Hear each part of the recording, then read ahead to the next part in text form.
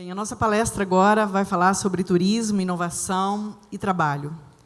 Ele é graduado em Engenharia Química pela Universidade Federal Rural do Rio de Janeiro e pós-graduado em Administração de Empresas pelo Instituto de Administração e Gerência da PUC-Rio. Atualmente é diretor do Instituto Gênesis de Pontífice da Universidade Católica do Rio de Janeiro. Também tem experiência na área de desenvolvimento local, com ênfase em incubadora de empresas, atuando principalmente nos seguintes temas: empreendedorismo, incubadora, inovação, gestão de CIT e ambientes de inovação. Queremos receber agora, com muito carinho, o professor José Aranha.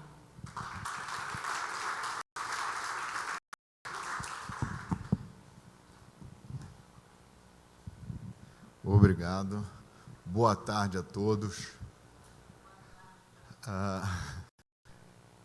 Só uma retificação. Eu fui o fundador do Instituto Gênesis. Eu hoje sou SENAC, no Rio de Janeiro, na área de inovação. Então, é só essa colocação. O pessoal já está colocando lá Só puseram a minha carinha aí, pensando por Então é o seguinte, vamos falar um pouco dessa mistura que eu coloquei, que é do turismo com trabalho e com inovação. Quer dizer, seria até uma maneira nova da gente, pode ir passando para a próxima, fazer uma mistura, né, desses três tópicos e uma mistura dos conceitos para a gente conseguir enxergar o negócio turismo, né? Onde está o recurso do dinheiro do turismo. Pode passar.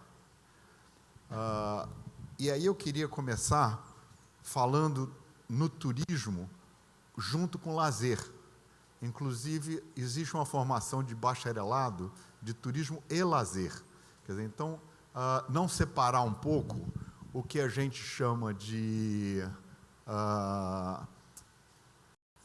morador, do veranista e do turista. A definição de turismo está aí. Quer dizer, é exatamente o momento em que eu saio para conseguir desfrutar de alguma experiência em algum outro local.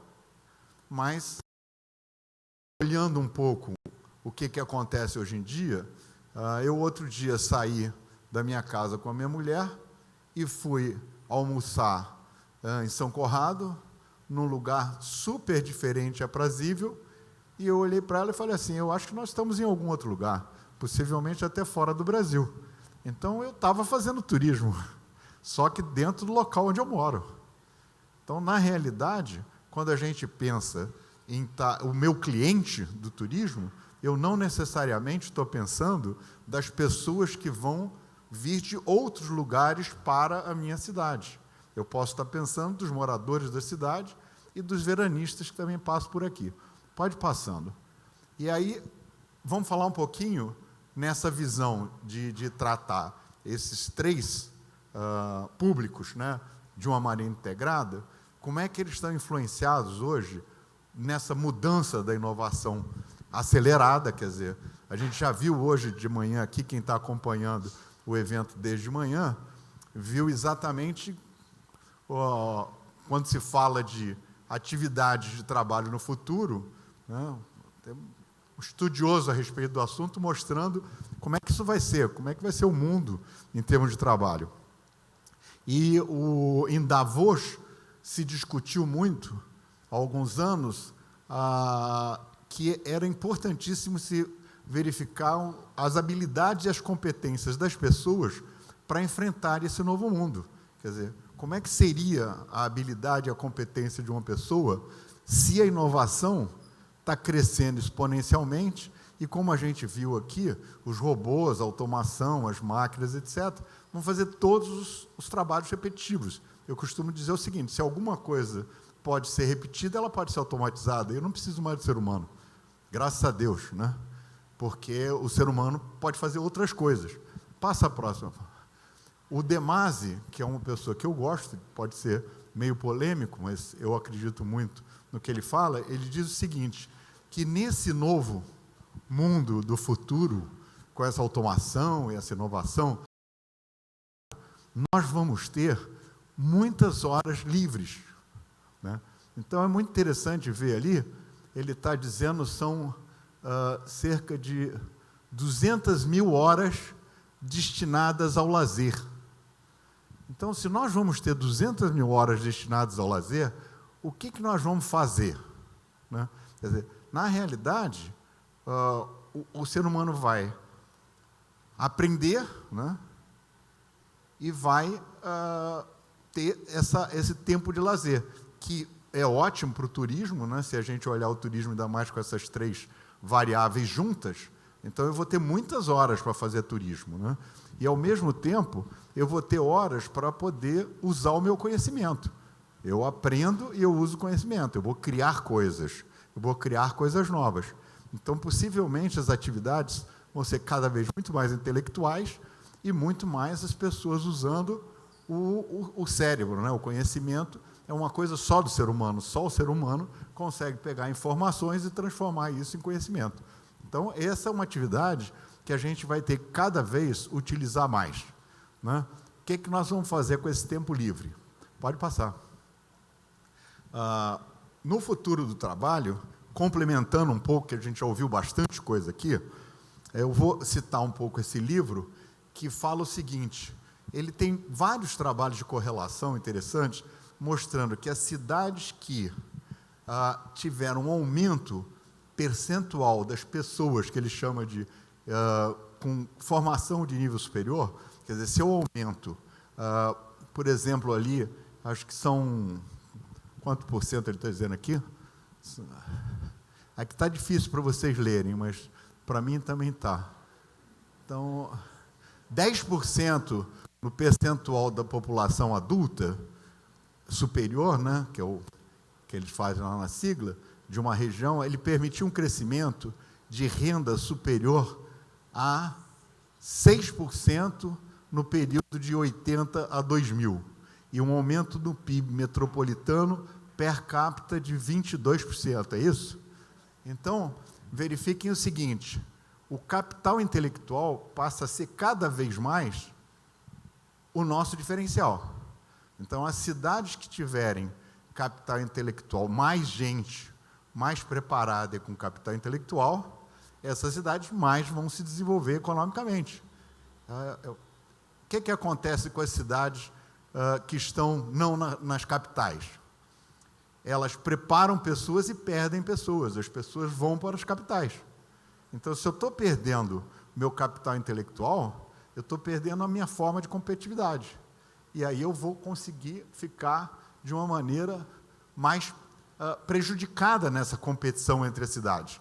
Eu vou ter menos renda, menos PIB, para poder dividir ela pela população local. Então, é fundamental o trabalho em termos de preparação das pessoas da cidade, porque a competição vai ser essa. Nós vamos ter tempo livre, nós não vamos mais ficar que nem robôs fazendo atividades mecânicas repetitivas, então nós vamos precisar de gente, e gente bem preparada. Pode passar a próxima. Então, o que a gente está falando nesse primeiro resumo? Que eu preciso capital intelectual, gente bem preparada. Eu preciso, na minha cidade, de inovação. Então, eu tenho que estar continuamente investindo e trabalhando a área de inovação. E eu preciso da terceira variável fundamental, que é o ambiente. Quer dizer, porque as pessoas criam e produzem nas interações, né? O Vygotsky já falava isso. Quer dizer, eu preciso exatamente na troca é que eu consigo não só me conhecer, como conhecer os outros, mas co-criar alguma coisa nova. Então, eu preciso criar ambientes dentro da cidade, né? Isso daqui é uma publicação que foi feita sobre ambiente, pessoas e cultura. Porque, na realidade, quando eu estou falando de pessoas mais bem preparadas e, ao mesmo tempo, eu estou falando de cultura, eu estou falando de mudança de set mind das pessoas. Eu quero que as pessoas pensem diferente. E para elas pensarem diferente, elas têm que serem preparadas a pensar diferente desde pequenininhas. Elas não podem mais pensar dentro de um processo da era da manufatura, onde a gente era robô. Elas têm que pensar criativamente para gerar novas coisas, novos produtos, novos serviços, novas alternativas, né? Então, esse é um ponto crítico. Eu preciso de pessoas que realizem coisas e, para isso, elas precisam estar preparadas. A cidade, então, precisa conseguir preparar, atrair e reter talentos para ficar mais competitiva. E por que é importante isso? Aqui eu pus até a foto do Vilarino, que foi o Senac que comprou o Vilarino, porque o Vilarino está quebrando e é um patrimônio cultural do Rio de Janeiro.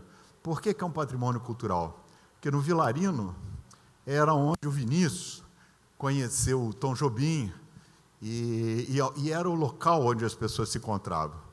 Eu já escrevi muito a arte do encontro, que é exatamente essa possibilidade do que nós estávamos fazendo no almoço, ali com o Vinícius, etc., que é sentar numa mesa, conversar, que é o que se faz em casa no final de semana com a família, que é o que se fazia antigamente numa fogueira, onde a gente ficava em torno conversando sobre assuntos e a gente estava exatamente criando e fazendo coisas novas.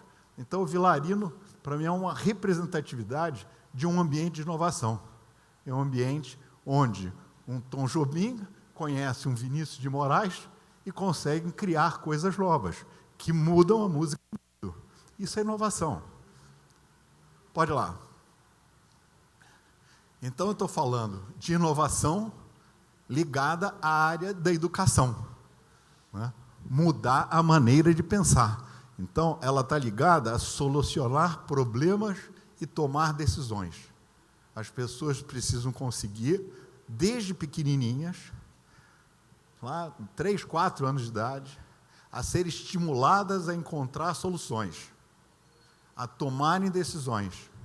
E, dessa forma, elas vão ser mais inovadoras e vão estar mais preparadas para esse mundo. Isso significa mudar a cultura.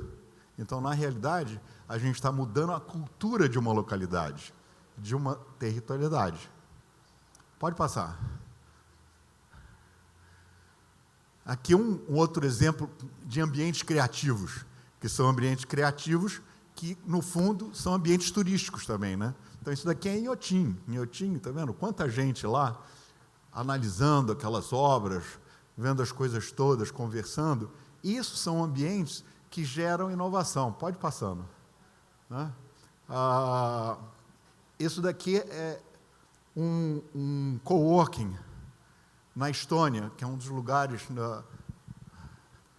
que também está estimulando muito, lá na Europa, a criação de ideias, né?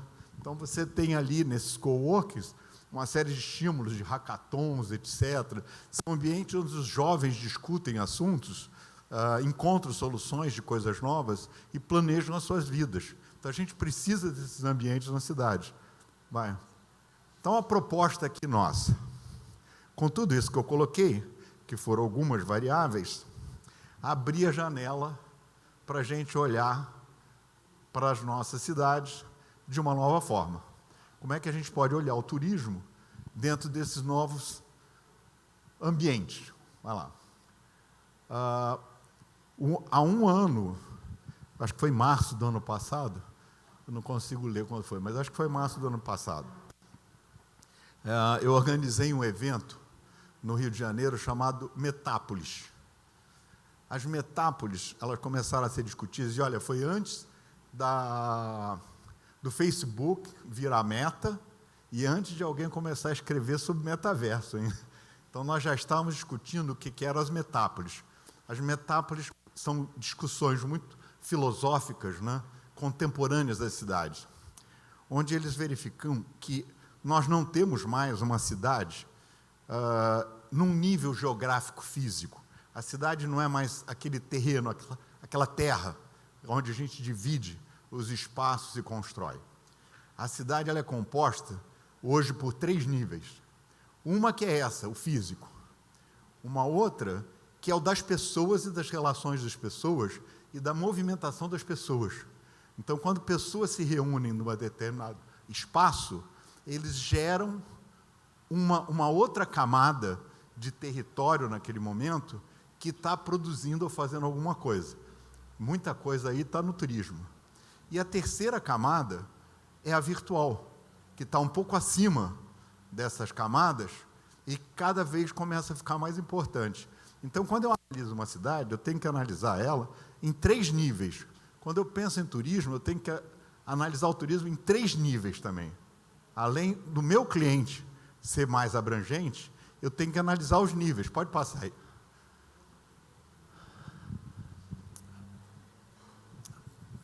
Pode passar outra vez. Então, por exemplo, as camadas. Eu tenho lá a minha camada construída, onde as pessoas estão morando. Eu tenho uma camada de um ambiente natural, né, do mar, etc., que já existia. E pode ir mais uma. Mais umazinha. E eu tenho acima uma camada, que é uma camada minha virtual, que está conectada no mundo inteiro. Então, a minha cidade está ali também, e só que ela está conectada no mundo inteiro. E ela pode me gerar um novo tipo de indivíduo, que são os nativos digitais, que a grande briga hoje no mundo é quem consegue reter os nativos digitais. Os nativos digitais são pessoas que não têm mais pátria e endereço. Eles trabalham em qualquer lugar do mundo, morando em qualquer lugar do mundo. E os países já descobriram isso. Então, na Estônia, você consegue endereço da tua empresa, endereço de moradia, e você pode morar no Rio de Janeiro, ou em Teresópolis. Porque ele pode trabalhar daqui, em Nova York. O que vai me atrair a morar em Teresópolis, e não em Nova York ou Buenos Aires? Eu não sei, as cidades vão precisar se preparar para dar condições para atrair os nativos digitais. Os nativos digitais no mundo ganham cerca de $5 mil. Então, eles estão sendo procurados por todo mundo quer eles. Ó, vem para cá, quero que você more aqui. E daqui você vai trabalhar para o mundo. Então, nós já começamos a ver que a terceira camada virtual, ela já começa a ter um impacto na minha própria camada geográfica e de pessoas. E as cidades vão ter que começar a abrir o olho para cima disso, né? Então, quando a gente fala em turismo, eu fui buscar lá para vir falar, eu participei do plano estratégico de turismo da cidade do Rio de Janeiro. Então, eu fui buscar lá o que a gente tinha decidido naquela época, fazer o planejamento estratégico da cidade. E é interessante que tinha lá o diagnóstico final e a organização e implementação do plano. Pode passar. E aí, o item 1 que a gente chegou à conclusão nessa época, eu acho que isso faz uns 10, 15 anos, pelo menos, que a gente fez esse plano lá na cidade. Primeiro item, desenvolvimento de novos produtos. Essa é a maior necessidade do turismo. Desenvolver novos produtos, porque os produtos turísticos, se eu ficar com uma quantidade X de produtos, eu parei a minha condição de fazer ou atrair, né, pessoas de fora, ou moradores, ou veranistas, a utilizar a minha infraestrutura. Então, eu tenho que criar produto. Como é que eu crio produto turístico?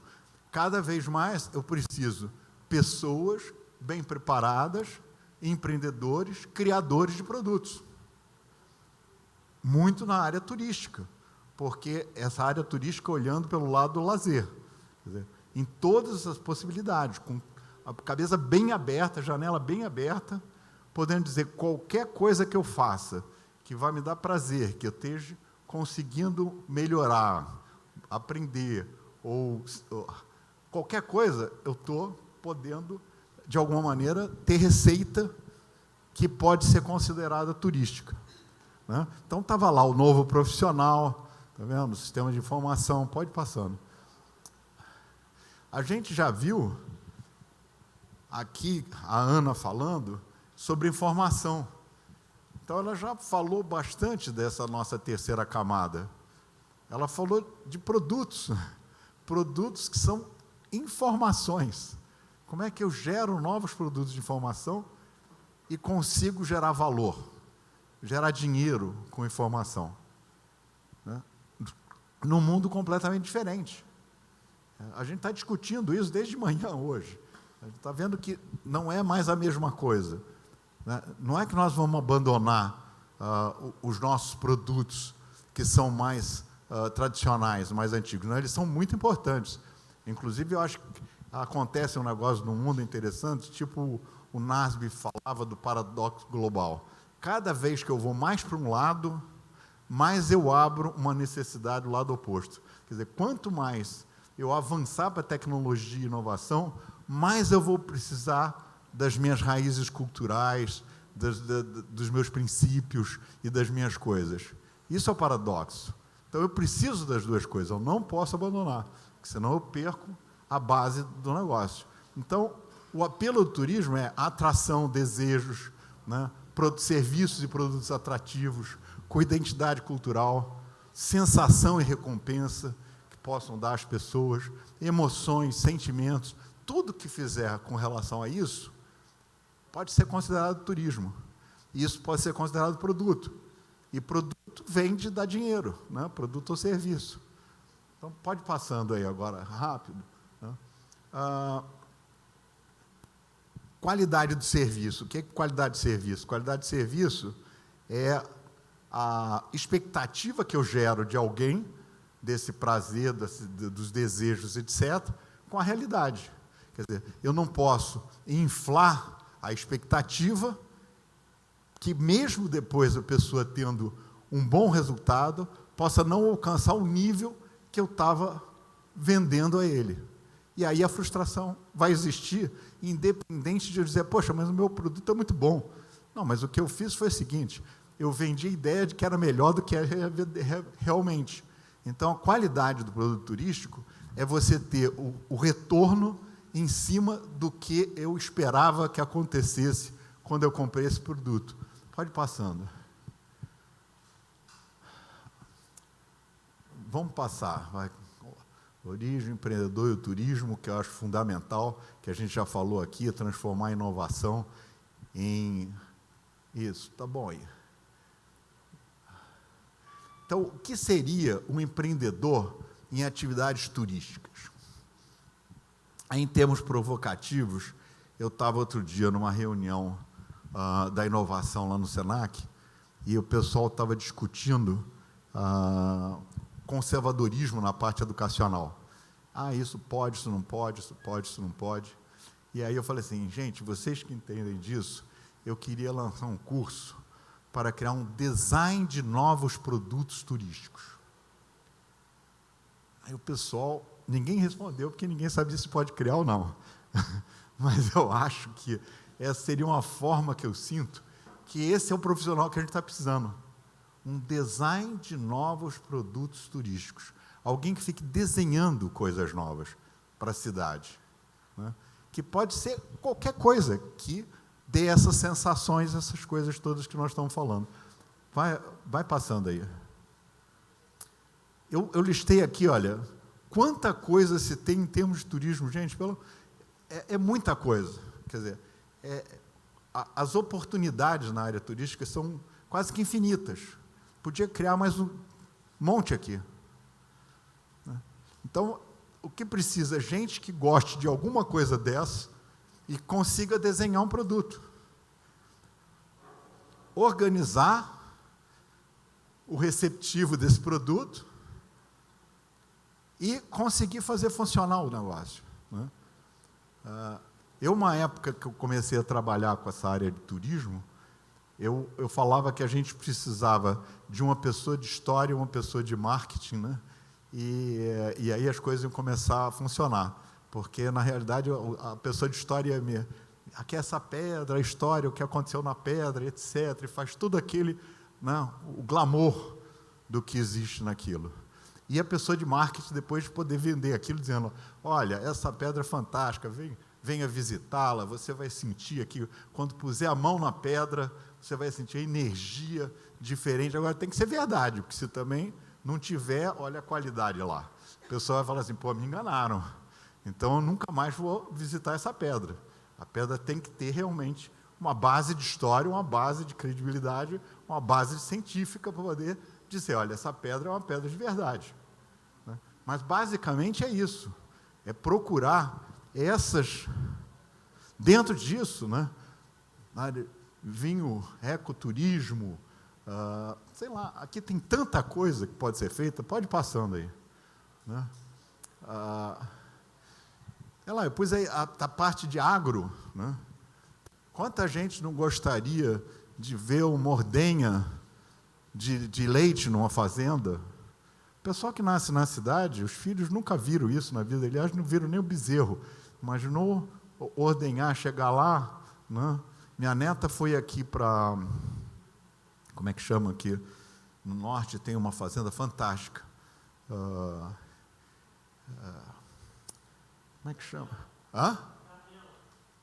Gamela, exatamente. Como é que é o nome da cidade? Não é isso, Cantagalo. Poxa, ela tem 7 anos, aí ela escreveu, voa, eu tirei leite da vaca. Quer dizer, para quem mora aqui, nasceu aqui, eu morei no interior, eu fazia isso todo dia. O pessoal me leva a acordar às 5, 6 horas da manhã, a gente ia lá para a ordenha. Mas ela nunca tinha visto isso, gente. A sensação dela, a realização dela em ter feito isso, é uma coisa que não tem preço, e a gente às vezes não dá valor porque aquilo é de graça. Eu costumo dizer que tudo que a gente tem de graça, a gente não valoriza. Eu me lembro uma vez eu fui a Tocantins, e aí eu estava falando com o pessoal lá, e eles queriam fazer um centro de eletrônica. Aí eu disse, gente, pelo amor de Deus, tem 180 peixes nesse rio, e vocês querem fazer um centro de eletrônica? Mas o peixe lá é de graça, gente. O peixe fica na rua, ninguém dá bola para peixe. Para eles, peixe não vale nada. Então, eles não valorizam, e isso acontece na vida da gente. Quando a gente tem muita habilidade em alguma coisa, tem gente que desenha com uma facilidade enorme. Aí, aquilo para ele não vale nada, porque para ele é muito fácil. Então, a gente acaba não sabendo usar aquilo que a gente tem de ponto positivo, de forte, porque para a gente, às vezes, é muito fácil. Mas não é muito fácil para todo mundo. Então, a arte seria utilizar o que tem nessa cidade, que para a gente, às vezes, é muito simples, nasceu na cidade, não, mas isso daí não tem nas outras cidades. Então, vai passando. Então, alguns exemplos aí que eu pus, que eu acho interessante, é esse, ó, tá vendo? Eu pus aí até o Cantagalo lá, ó, a fazendinha lá. Eu pus o centímetro, isso daí em conservatória. Eu não sei se vocês conhecem conservatória, mas esse cinema é muito interessante. Essa pessoa construiu um metro pequenininho. Para quem foi ao metro antigo, que existiam no Rio de Janeiro, ele foi lá e comprou tudo. As cadeiras, o veludo, a tela, os painéis. Ele comprou tudo. Então, ele fez um metro pequenininho, por isso chama centímetro. Então, você entra dentro de um cinema metro. Essa sensação, para quem vivenciou a época de 1 metro, é uma sensação fantástica. Ele cria isso dentro de conservatória e transforma isso num ponto turístico. Não existia isso é construído. Então, eu não preciso necessariamente só das coisas naturais que existem, não. Eu posso construir, porque alguém gosta de alguma coisa. Né? Mais exemplos. Em São Paulo agora. Esse é um grande exemplo em São Paulo. É a cidade de Matarazzo, em São Paulo. Coisas para supermilionários. Compraram uma área perto da Avenida Paulista, enorme, onde tem uma maternidade, e aí usaram a história para dizer que naquela maternidade tinha nascido fulano, beltrano, ciclano, e hoje lá nesse local ainda preservam lá um padre que nasceu nessa maternidade no ano de não sei o que lá, para fazer um hotel de 5 estrelas, que custa, se não me engano, a diária R$25 mil, R$25 mil por pessoa por dia, num local onde os prédios e apartamentos são super, hiper caros, e todo mundo agora quer ir lá visitar. Eles criaram um local, uma fantasia. Quer dizer, e isso é fazer turismo, né, para uma cidade como São Paulo, que adora isso, né? Então, para eles lá é importante um negócio desse tipo. Vai passando aí. Então, qualquer coisa que vocês queiram fazer, ajuda muito, mas principalmente eu acho é a parte da formação profissional. Vamos passando tudo isso, que eu queria era conversar um pouco com vocês. Vai lá. Pode passar. Virtualização. Virtualização é aquela terceira camada. Quer dizer, o que vai acontecer nessa terceira camada para as nossas cidades, né? Nós passamos uma época de pandemia onde a gente já pelo menos entrou no phygital. O phygital começou a acontecer quando a gente tinha as lojas de varejo e as lojas de varejo começaram a fazer vendas pela internet. E aí, no início, elas competiam. A loja de varejo, você ia lá comprar e falava assim, não, mas eu vou comprar pela internet que é mais barato. E ele falava, porque aqui tem que pagar a pessoa, tem que pagar o aluguel, tem que pagar não sei o quê. E as lojas não tinham percebido que, na realidade, essas estratégias são complementares e não competitivas. Hoje já começa a acontecer de ter loja que faz a loja física ser um showroom.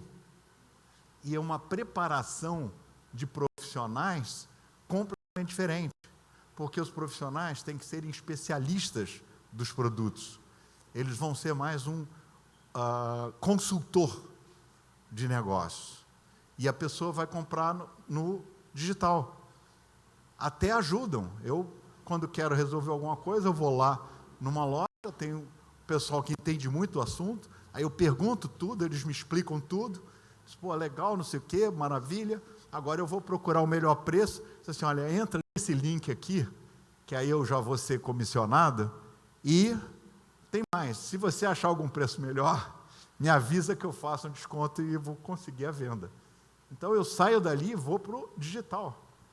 Então eu vou para o digital, olho tudo, vejo mais ou menos o que tem, vou para o físico, interajo com o pessoal de vendas que tem que ser um especialista, não é mais o mesmo vendedor, a gente tem que preparar o profissional do futuro, gente, é tudo diferente, não é mais aquele vendedor, ele é um técnico que vai me ajudar a esclarecer as minhas dúvidas, e aí eu volto outra vez para o digital para poder fazer a compra, e vão me entregar 2 dias em casa, o pessoal não precisa mais ter estoque na loja, vai chegar lá, um dia, depois está lá na minha casa.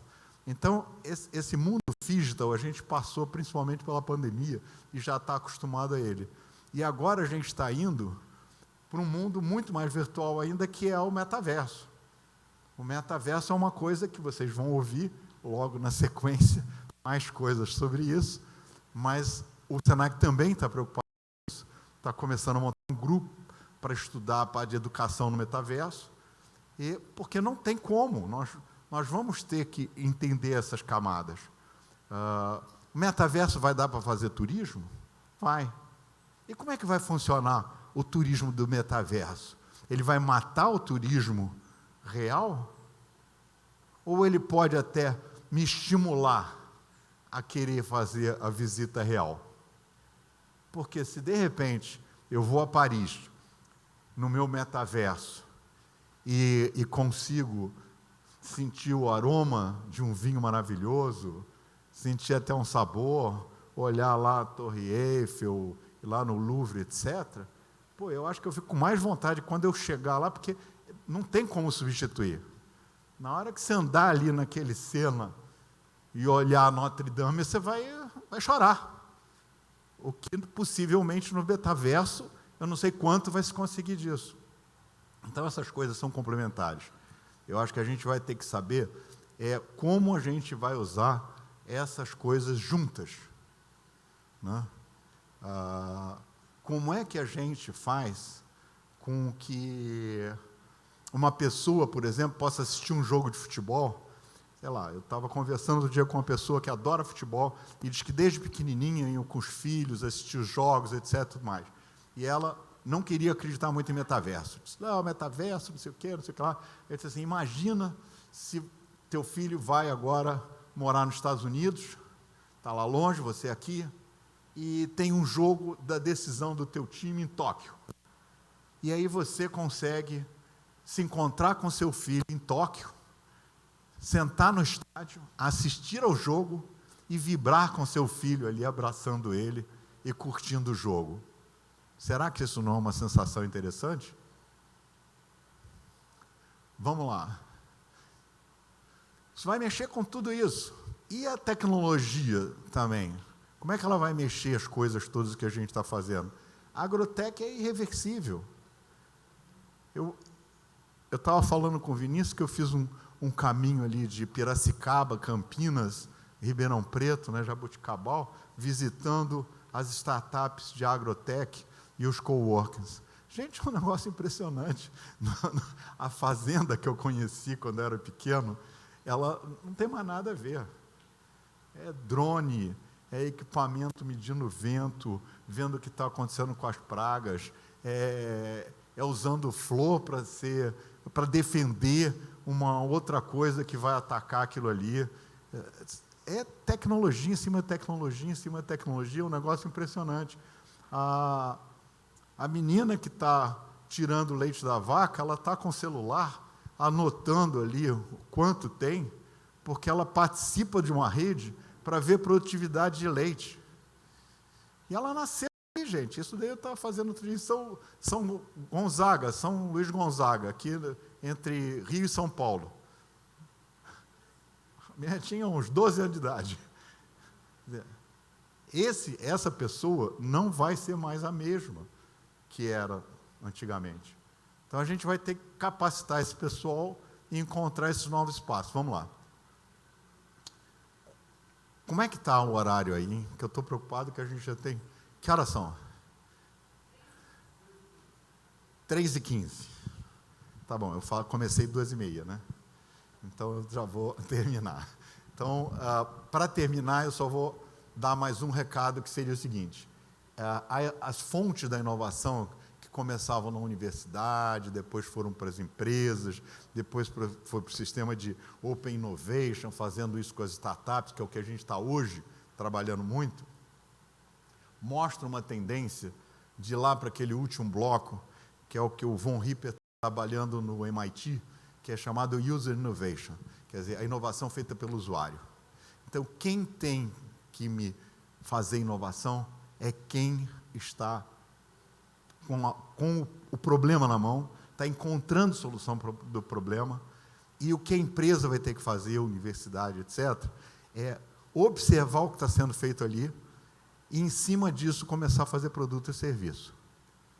Então, a gente precisa de laboratórios vivos, onde as pessoas, os usuários, trabalhem ativamente, que é um pouco isso é o que o Laundry fala sobre cidade criativa vai lá, passa para o próximo. Que é fazer com que a cidade sejam laboratórios de experimentação. Quer dizer, a cidade e as coisas, a escola tem que ser um laboratório, tem que ser observado o que acontece, tem que se verificar reações, tem que se tomar nota, tem que começar a se desenhar novos produtos e novos serviços que nasceram das pessoas que estão ali estudando, dentro dos hospitais a mesma coisa, dentro do cinema a mesma coisa, dentro do restaurante a mesma coisa, e dentro da cidade toda, dentro da rua, né? No trânsito, na iluminação, nas catástrofes, né? Eu falo de negócio de preparar, pensar diferente. A minha cabeça pensa diferente, eu fico, às vezes, até meio preocupado. Porque não é sério. Eu me lembro, quando eu via alguma coisa, com uma catástrofe, como aconteceu em Friburgo, agora em Petrópolis, etc., e as pessoas, quando olham aquelas cenas, elas ficam chocadas, elas têm um problema sentimental, elas dizem, puxa vida, né, as pessoas estão sofrendo, está acontecendo isso. A minha cabeça funciona muito diferente. Eu fico observando, falando, pô, aquele cara fez uma maca, usando 2, 3 coisas, conseguiu remover a pessoa, salvou aquele outro fazendo aquilo. Se ele fez isso, a gente pode fazer isso mais vezes. Isso é inovação. Se eu consigo observar uma solução de alguma coisa, se eu consigo sistematizar alguma coisa que eu observei, eu consigo replicar aquilo e eu consigo fazer outras pessoas terem acesso a isso. Então, é como eu estou pensando, como é que eu estou olhando? Eu estou olhando para aprender alguma coisa com aquilo que eu estou vendo, ou eu estou olhando simplesmente para ficar emocionado. É uma questão de costume, gente. Isso é como se pensa. Vai passando aí, vamos fechar então. Isso daqui, vamos parar aqui, que é o seguinte, é o local onde a inovação cada vez mais está sendo feita. Então, eu mostro ali que ela era muito laboratório dentro das universidades, etc. Ela passa para ser uma inovação dentro das cidades, que é o que a gente está discutindo hoje, que é a cidade como laboratório, como as pessoas, usuários, estão criando cidades. Em Doha tem uma cidade lá, né? Em Songdo, na Coreia, tem outra cidade. Se criam cidades, laboratórios, para ficar estudando e desenvolvendo produto e serviço. Quer dizer, eu acho que hoje, se eu tenho uma cidade, eu ia levantar o dedo e falar assim, opa, minha cidade vai ser laboratório, eu quero ser estudado. Porque aí todo mundo vai pôr dinheiro ali para poder desenvolver as coisas e eu vou ser o primeiro beneficiado, né, das coisas que vão acontecer. E agora, para onde a gente está indo? A gente está indo para a internet, a gente está indo da cidade para um mundo completamente digital. E aí é uma coisa que eu vi aqui o que a Ana falou, né? Depois, o que a gente ouviu falar na área de GOV, do governo federal, que o Luiz Felipe, que é quem começou esse negócio lá, de pensar digital, como isso muda a vida das pessoas. Então, eles estão começando a regular, quer dizer, a internet, essa terceira camada, está começando a ser regulada, está começando a ter lei, está começando todo mundo a dizer o que pode fazer, o que não pode fazer, como é que eu tenho que me comportar ou não. É a mesma coisa que vai acontecer no metaverso, né? O metaverso começou a funcionar, já teve um problema de assédio no primeiro negócio.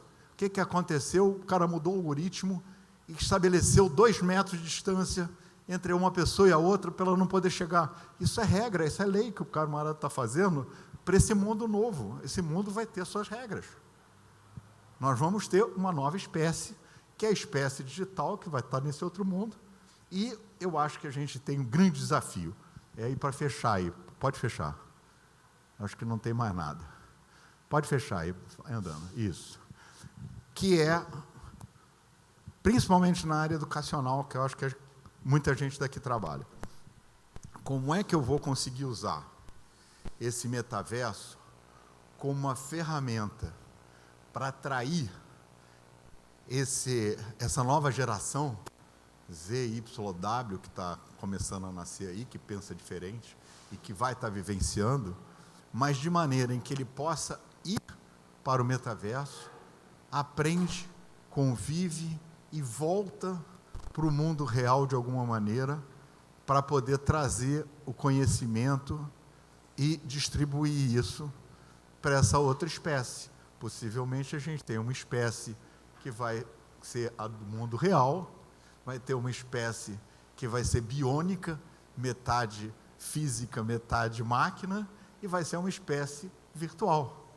E aí essas espécies depois, possivelmente, vão estar convivendo, como conviveram os neandertais, e como conviveram os Homo sapiens, e possivelmente a gente vai ver qual a espécie que vai sobrar. Isso daí é uma prévia, é um spoiler do novo livro que eu estou fazendo. Obrigado, gente.